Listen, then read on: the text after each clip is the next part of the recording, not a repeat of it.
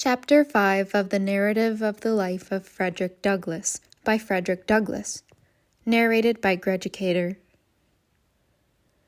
As to my own treatment while I lived on Colonel Lloyd's plantation, it was very similar to that of the other slave children. I was not old enough to work in the field, and there being little else than field work to do, I had a great deal of leisure time. The most I had to do was to drive up the cows at evening, keep the fowls out of the garden, keep the front yard clean, and run of errands for my old master's daughter, Mrs. Lucretia Auld. The most of my leisure time I spent in helping Master Daniel Lloyd in finding his birds after he had shot them. My connection with Master Daniel was of some advantage to me. He became quite attached to me, and was a sort of protector of me. He would not allow the older boys to impose upon me, and would divide his cakes with me. I was seldom whipped by my old master, and suffered little from anything else than hunger and cold. I suffered much from hunger, but much more from cold. In hottest summer and coldest winter, I was kept almost naked. No shoes, no stockings, no jacket, no trousers, nothing on but a coarse tow linen shirt, reaching only to my knees. I had no bed. I must have perished with cold, but that, the coldest nights, I used to steal a bag which was used for carrying corn to the mill. I would crawl into this bag, and there sleep on the cold, damp, clay floor, with my head in and feet out. My feet have been so cracked with the frost that the pen with which I am writing might be laid in the gashes. We were not regularly allowanced. Our food was coarse cornmeal boiled. This was called mush. It was put into a large wooden tray or trough and set down upon the ground. The children were then called like so many pigs, and, like so many pigs, they would come and devour the mush, some with oyster shells, others with pieces of shingle, some with naked hands, and none with spoons. He that ate fastest got most. He that was strongest secured the best place, and few left the trough satisfied. I was probably between 7 and 8 years old when I left Colonel Lloyd's plantation. I left it with joy. I shall never forget the ecstasy with which I received the intelligence that my old master, Anthony, had determined to let me go to Baltimore, to live with Mr. Hugh Auld, brother to my old master's son-in-law, Captain Thomas Auld. I received this information about 3 days before my departure. They were 3 of the happiest days I ever enjoyed.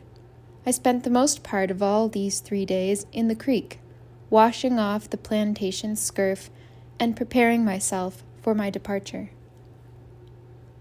The pride of appearance which this would indicate was not my own.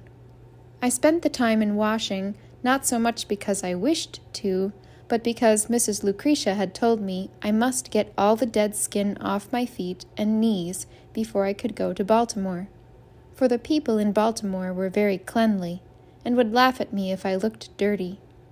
Besides, she was going to give me a pair of trousers, which I should not put on unless I got all the dirt off me. The thought of owning a pair of trousers was great indeed. It was almost a sufficient motive not only to make me take off what would be called by pig drovers the mange, but the skin itself. I went at it in good earnest, working for the first time with the hope of reward. The ties that ordinarily bind children to their homes were all suspended in my case. I found no severe trial in my departure. My home was charmless. It was not home to me. On parting from it, I could not feel that I was leaving anything which I could have enjoyed by staying. My mother was dead. My grandmother lived far off, so that I seldom saw her. I had 2 sisters and 1 brother that lived in the same house with me, but the early separation of us from our mother had well nigh blotted the fact of our relationship from our memories.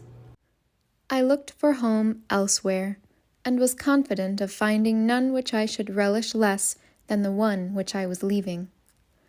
If, however, I found in my new home hardship, hunger, whipping, and nakedness, I had the consolation that I should not have escaped any one of them by staying.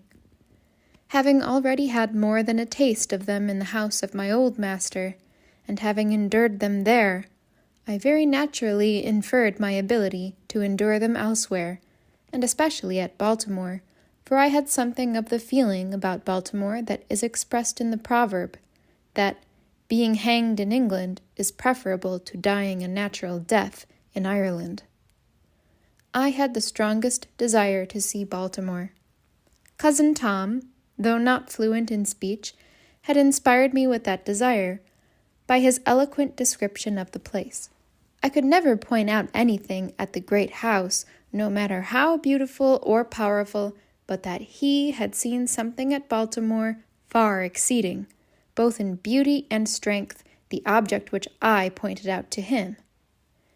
Even the great house itself, with all its pictures, was far inferior to many buildings in Baltimore. So strong was my desire that I thought a gratification of it would fully compensate for whatever loss of comforts I should sustain by the exchange. I left without a regret, and with the highest hopes of future happiness. We sailed out of Miles River for Baltimore on a Saturday morning. I remember only the day of the week, for at the time I had no knowledge of the days of the month, nor the months of the year. On setting sail, I walked aft, and gave to Colonel Lloyd's plantation what I hoped would be the last look.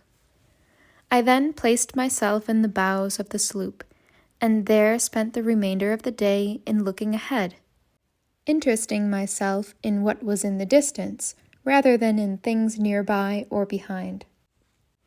In the afternoon of that day, we reached Annapolis, the capital of the state. We stopped but a few moments, so that I had no time to go on shore. It was the first large town that I had ever seen, and though it would look small compared with some of our New England factory villages, I thought it a wonderful place for its size, more imposing even than the great house farm. We arrived at Baltimore early on Sunday morning, landing at Smith's Wharf, not far from Bowley's Wharf. We had on board the sloop a large flock of sheep, and after aiding in driving them to the slaughter-house of Mr. Curtis on Loudon Slater's Hill, I was conducted by Rich, one of the hands belonging on board of the sloop, to my new home in Aliciana Street, near Mr. Gardner's shipyard on Fells Point. Mr. and Mrs. Auld were both at home, and met me at the door with their little son Thomas, to take care of whom I had been given. And here I saw what I had never seen before. It was a white face, beaming with the most kindly emotions. It was the face of my new mistress, Sophia Auld. I wish I could describe the rapture that flashed through my soul as I beheld it. It was a new and strange sight to me, brightening up my pathway with the light of happiness. Little Thomas was told there was his Freddie, and I was told to take care of little Thomas, and thus I entered upon the duties of my new home with the most cheering prospect ahead. I look upon my departure from Colonel Lloyd's plantation as one of the most interesting events of my life.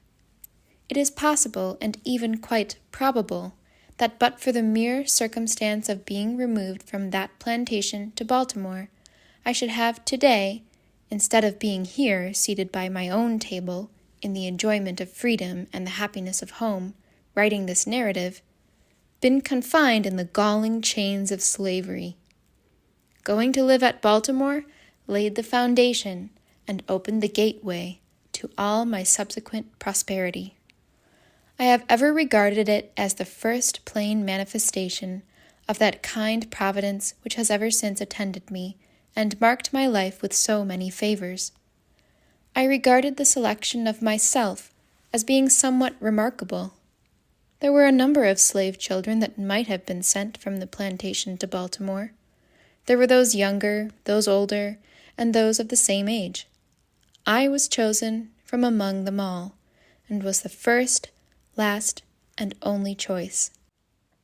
I may be deemed superstitious and even egotistical in regarding this event as a special interposition of divine providence in my favor, but I should be false to the earliest sentiments of my soul if I suppressed the opinion. I prefer to be true to myself, even at the hazard of incurring the ridicule of others, rather than to be false and incur my own abhorrence.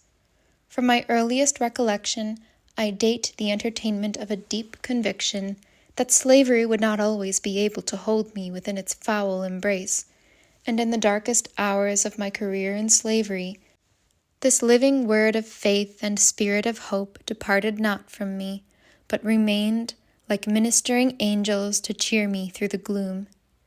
This good spirit was from God, and to Him I offer thanksgiving and praise.